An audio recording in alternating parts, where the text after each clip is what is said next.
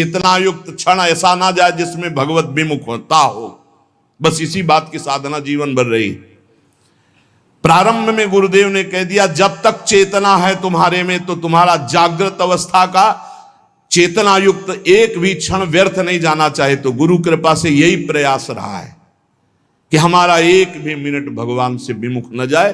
पूर्व में ऐसी स्वभाव वृत्ति बनाई थी कि लोगों को ये शंका होती थी कि ये बोल पाते हैं कि नहीं बोल पाते हैं, अर्थात इनके वाणी है कि नहीं है, मूक मौन, जटाओं का बोझा, एक वस्त्र, बस शांत।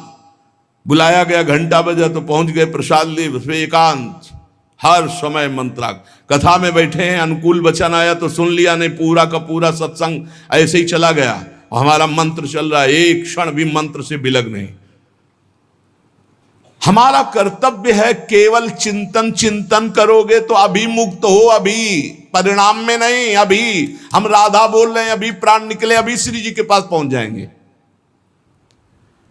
भगवान की कृपा का बल और साधन का तुम्हारा पूरा प्रयास प्रयत्न, ध्यान रखो, दो से सिद्धि प्राप्त होती है। भगवान की कृपा का बल और आपकी पूरी साधना का प्रयास प्रयत्न, कायरता नहीं। भगवान की कृपा का बल और तुम्हारा पूरा प्रयास, पूरा प्रयत्न। देखो भगवान की दर्शन वृत्ति हृदय में जागृत हुई ध्रुव जी के पद को लेकर, कामना को लेकर। मैं भगवान का साक्षात्कार करूंगा, उनसे वरदान मांगूंगा कि मुझे सबसे श्रेष्ठ पदवी की प्राप्ति हो। चले, भगवान नारद जी मिले। पहला प्रलोभन, चलो अभी तुम्हें इस सम्राट पद पर नकार दिया। फिर भय, सांप हैं, बीछी हैं, जंगल के बड़े, और फिर यक्ष राक्षस, न जाने कौन कौन है। तुम अभी बालक हो, तुम्हें खा जाएंगे, तुम क्या तपस्या करोगे, क्या भजन। नहीं, इससे भी नहीं डिगे, कुछ भी हो, कदम वापस नहीं जाएंगे, अब तो हरि की प्राप्ति।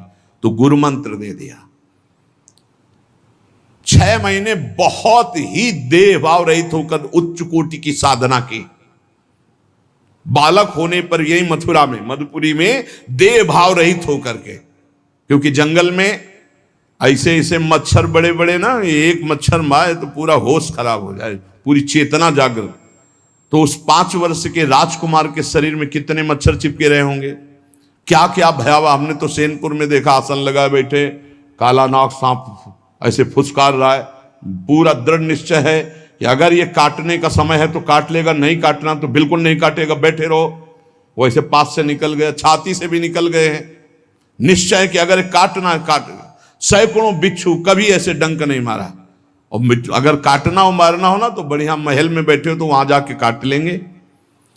ध्रुव जी अपनी निष्ठा से कभी नहीं विचलित हुए। अब जब भगवान सामने आए तो आखिरकार 5 वर्ष के बालक घबरा गए। भगवान का तेज, भगवान का रूप, भगवान की महिमा। भगवान मुस्कुराए, कृपा दृष्टि से देखे, बल मिला, भगवान को देख पा रहे हैं। अब मन में आया कि मैं स्तुति कैसे करूं, क्योंकि कोई ज्ञान तो है नहीं। भजन किया, भगवान की प्राप्ति हो रही, लेकिन अब कोई ऐसा ज्ञान तो है नहीं जिससे भगवान का स्तवन करे। भगवान की तरफ देख करके कुछ कहना चाहते हैं, पर क्या भगवान को कहें ये ज्ञान नहीं। तो भगवान ने अपने ज्ञान स्वरूप शंख का ध्रुव जी के कपोल पे स्पर्श करा दिया। जो भगवान कह रहे, ज्ञान तो मेरी कृपा से होता है। अभी पीछे इस श्लोक में भगवान ने कहा, तेसा मेवानुकंपार्थ महमक ज्ञानजम तमः नाशयाम्यात्म भावस्थो।